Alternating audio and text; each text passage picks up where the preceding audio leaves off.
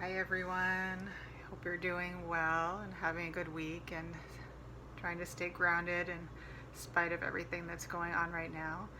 So I just wanted to offer a short video tutorial on Warrior 1, sometimes known as Warrior A, Virabadrasana 1. And when looking at the traditional, or what is considered the traditional alignment for how we're supposed to be in this asana, and also how those cues that you may still hear on a regular basis in your classes may not always support your body, right? Depending on your body, some of us, we're just not built to fit into those traditional cues. It could be based on your bone structure, the size of your bones. It could be muscular, right? It could be there's an injury. There's all sorts of reasons why these traditional cues and alignments don't always work for you. So I'll break down for you the traditional cues that you may have heard and how they work in my body, and then I'll give you some adjustments or alignment cues that may feel more supportive if those cues don't work for you. Obviously, I can't hit on everything, but feel free to send me a message if there is something that you'd like to see or you have a question on that might feel more supportive for you. So we'll start with the traditional 3.5 to 4 feet apart stance. And I brought my trusty measuring tape so I could measure that for myself. So let me stand back and do this. Alright, so put my foot down on 1, 2, 3. Alright, so that's 4 feet. Alright, so I'm pretty short, so this is already feeling like quite a stretch to the inner legs. So 3.5 to 4 feet apart. Traditionally in hatha classes, they start with this stance and then rotate the legs versus starting from Tadasana or downward facing dog. So I'll start with those. And I'll use my trusty measuring tape. So front foot turns out, so it's 90 degrees. Back foot turns in, so it's 45 to 60. But we're not going to measure exactly. We're going to guesstimate. And then you're going to square your pelvis towards the front of the mat. Drop your tailbone down. Ground through your back leg. Then as you inhale, you'll lift your ribs up, lift your heart up, reach your arms up. From there, your arms are going to be parallel, or the more traditional one, your palms are going to be touching, and you'll gaze up as you open the heart. Another cue as well, which definitely does not feel supportive for me, is having the thigh bone perpendicular to the ground. When I do that, I feel like a lot of collapse in my back leg. Knee is over ankle, but see how it feels in your body. These cues may work for you. Totally fine if they do, right? Good. And from here, you would release, and you go to the other side. Good. So I'm going to switch that up to the other side so I get a little balanced. With those cues, I found like for many years, Warrior 1 did not feel supportive in my low back. And a lot of that was because I was forcing my opposite hip square. Did not feel good for me. So, take my measuring tape again. Whoops. This is fun. You can do it at home if you really want to. Probably a little harder to do in your yoga studio. Alright, so there's my stance. Good. So I'll turn my foot out 90 degrees, and while you can see I don't have a yoga mat, you can imagine that it's 90 degrees. Back foot in, heel to heel alignment again, bend your knee and square the hip, right? So for most of us, again, this is going to create a lot of arching in your low back. You're getting your legs going in different directions, so a lot of times when you're asymmetrical poses, it's going to create kind of a pull on your SI joints, right? So our SI joints are pretty stable, but when we're going into a space of forcing, right, or stretching, or forcing that stretch, right, then it can create strain over time. Yeah. Ooh, this is a lot. So for me, again, as I do this, I try to bring that thigh bone parallel. Oh. I really feel a lot here, and it's starting to collapse, and in turn it comes as a collapse into the inner arch of my foot. So,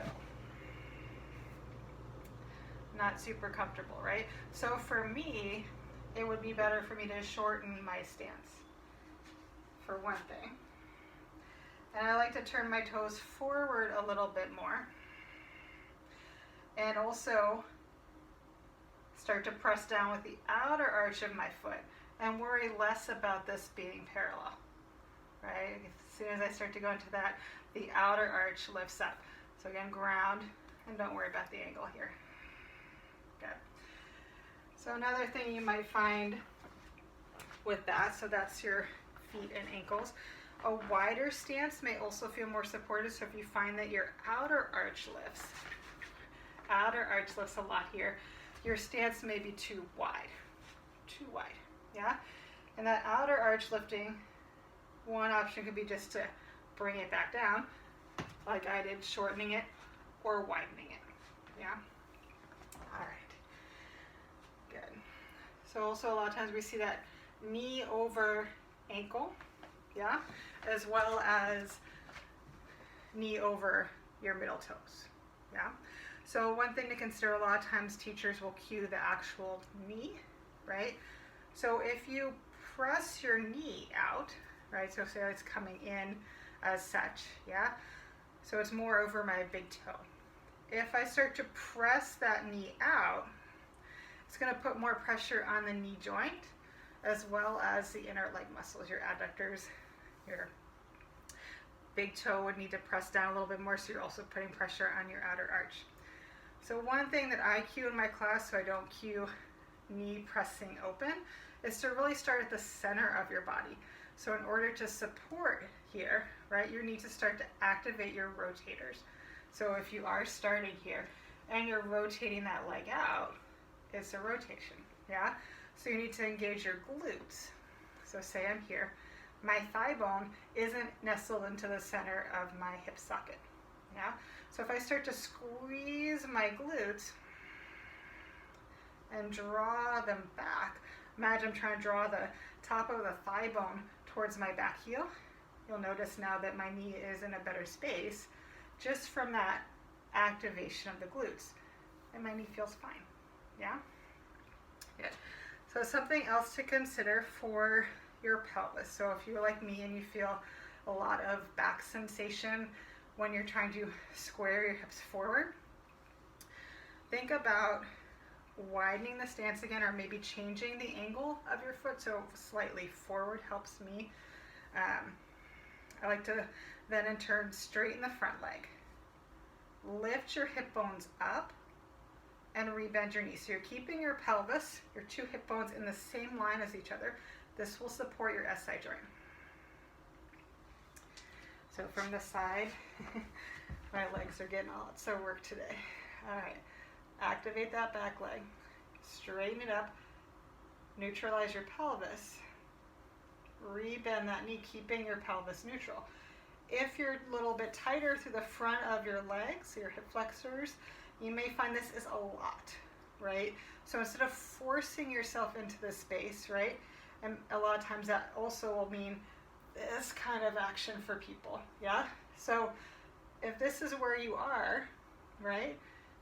Instead of going here, bring your torso here. So now your shoulders are in line with your hips, yeah?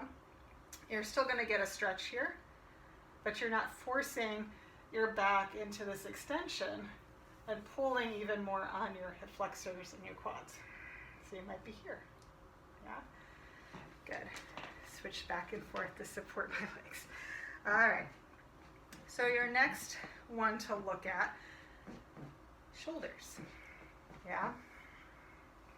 So for me, parallel or even hands together doesn't feel good in my shoulders, right? And that can be, again, just because of my bone structure. It could be muscular. It's gonna vary person to person. Also, my injury sometimes when it's acting up doesn't like it. So for me, a lot of times I'll take my arms a little bit wider. So it's almost like my cheerleading thing, right? Yay! So you can take them a little bit wider than your shoulders. Something like a goalpost shape is really supportive as well. So rather than, again, forcing your arms back in line with your ears, which if you have tight lats, will create a puffing of the ribs up, right? So bring your arms forward slightly so I can actually see them out of the corners of my eyes without turning my head, yeah? And that also will support here. Same actions of lifting, but now create some rotation. So rolling your inner arms back and broadening your shoulder blades towards your armpits. So dropping down doesn't really feel so good. Rolling the inner arms back, broadening your shoulder blades. Hug your ribs in. And maybe if it feels supportive for your neck, you might take your gaze up. Don't have to. Yeah? And slowly let that go. Shake it. All right, let me know if that feels supportive for you. If you have any questions, if there's anything that I didn't cover, because there's so many things, right? Just let me know, and I can see if I can address that without seeing you. So thank you so much, everyone. Have a lovely day, and hopefully I get to see many of you in person soon. So namaste.